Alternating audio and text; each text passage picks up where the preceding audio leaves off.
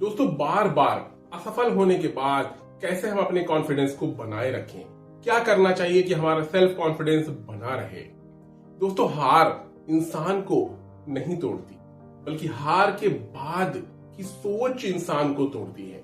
जब बार बार असफलता मिलती है, सबसे ज्यादा चोट नंबर पर नहीं, दिल पर लगती है, दिल पर लगती है। आप सोचते हो शायद मुझसे नहीं होगा, मैं कितना भी कर लूं फर्क क्या पड़ेगा। यहीं असली लड़ाई शुरू होती है दोस्तों। गिरकर अगर संभल जाओ तो हार नहीं होती। कोशिश जब तक जिंदा हो दीवार नहीं होती दोस्तों। कोशिश बहुत जरूरी है। रिसर्च यही बताती है कि जो लोग फेल्योर को, हार को परमानेंट नहीं मानते, बल्कि टेम्परेरी सेटबैक मानते हैं, उनका कॉन्फिडेंस जल्दी वापस आता है।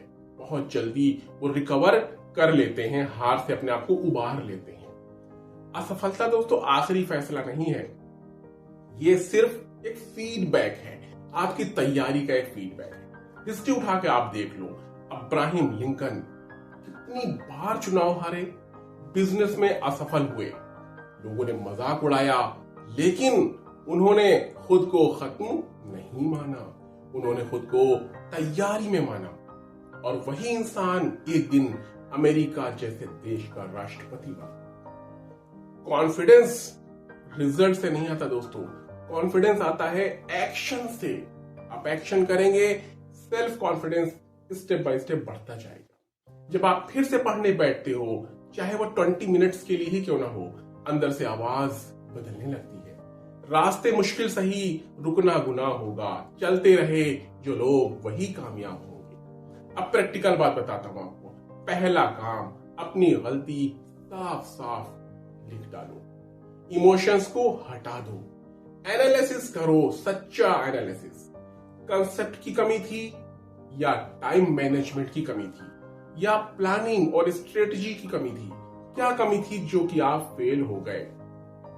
वजह समझ आती है तो डर क्या होता है, आधा हो जाता है। दूसरी बात, छोटी जीते बनाओ। पूरा एग्जाम नहीं जीतना है, थोड़ा थोड़ा। आज 10 सवाल जीतने हैं, करने हैं, कंप्लीट करने हैं। छोटी जीत बड़ा कॉन्फिडेंस बनाती है दोस्तों। तीसरी बात, अपनी लैंग्वेज बदलो। मैं हार नहीं गया, मैं सीख रहा हूं, मैं सीख रहा हूं। ब्रेन वही मानता है जो आप रोज बोलते हैं। अपने ब्रेन को बोलो, मैं सीख रहा हूं, मैं हारा नहीं हूं। और याद रखो, अंधेरा चाहे जितना भी गहरा हो रात का, सुबह का सूरज रुकता नहीं हालात का दोस्तों। एक सच्ची कहानी बताता हूं।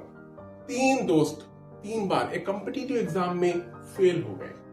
चौथी बार उन्होंने सिस्टम बदला। क्या सिस्टम बदला? Daily mock test analysis, daily revision, discipline. इस बार सिलेक्शन हो गया। उन्होंने कहा, मैं इसलिए जीता क्योंकि मैंने खुद को हारा हुआ मानने से इनकार कर दिया। एक बात और सुनो, गिरना नॉर्मल है, उठना डिसीजन है। ये आपका डिसीजन है। असफलता आपकी पहचान नहीं है, आपकी कोशिश, आपके एफर्ट्स ही आपकी असली पहचान है।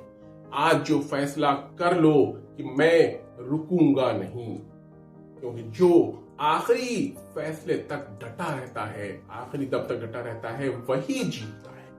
अगर ये वीडियो आपके दिल तक पहुंचा हो तो इसे फॉलो जरूर कीजिएगा मेरे दोस्तों।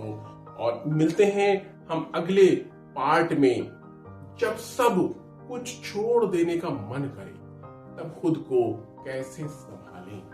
तो बने रहिए हमारे अगले वीडियो में हमारे साथ, और प्लीज लाइक और सब्सक्राइब जरूर कीजिएगा। Thank you.